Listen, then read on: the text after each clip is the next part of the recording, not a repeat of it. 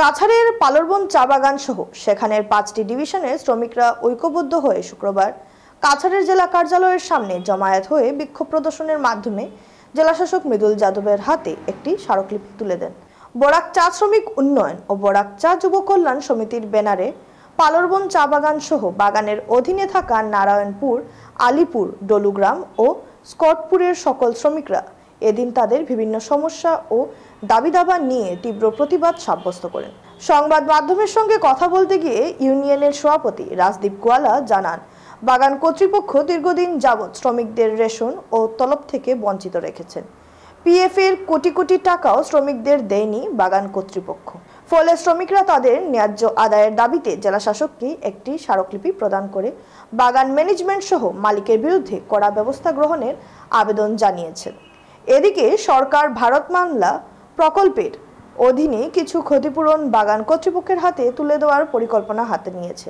শ্রমিকদের দাবি, তাদের বকেয়া মিটিয়ে না দেওয়া পর্যন্ত সরকার যেন বাগান কর্তৃপক্ষকে ভারতমালা প্রকল্পের ক্ষতিপূরণ প্রদান থেকে বিরত থাকেন। এদিন রাজদীপ গোয়ালা, খরদ কর্মকার, বাবুল নারায়ণ কানু, দুর্গেশ কর্মী ও গঙ্গাসাগর কর্মকার সহ অন্যান্যরা উপস্থিত ছিলেন।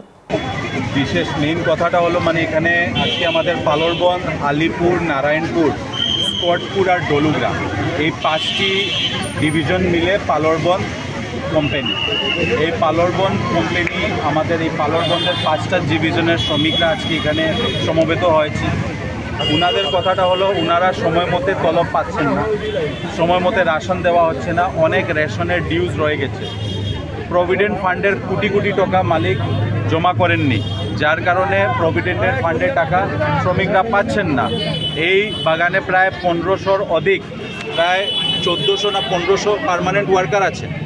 2000-এর উপরে ক্যাজুয়াল নিয়ে এখানে শ্রমিকরা কাজ করছেন। আজকে এই সমস্যাগুলো নিয়ে ওনারা উপস্থিত হয়েছেন এবং বিশেষ করে ওনারা ইনফরমেশন পেয়েছেন কি ভারতমালার একটা প্রজেক্ট এই পালরবন বাগান হয়ে যাচ্ছে এবং এই প্রজেক্টের সরকারের কম্পেনসেশন মালিক পাবেন, ইতিমধ্যে ওনার পাওয়ার কথা আছে। তো শ্রমিকদের দাবি এটাই কি ওনাদের টাকা, ওনাদের যে প্রাপ্য আগে ওইটা ক্লিয়ার করার পরে গিয়ে ওনাকে কোনো গভর্নমেন্ট থেকে কম্পেনসেশন দেওয়া হোক, এই দাবি নিয়ে ওনারা ডিসি মহোদয়ের কাছে ওনারা আবেদন করতে এসছেন।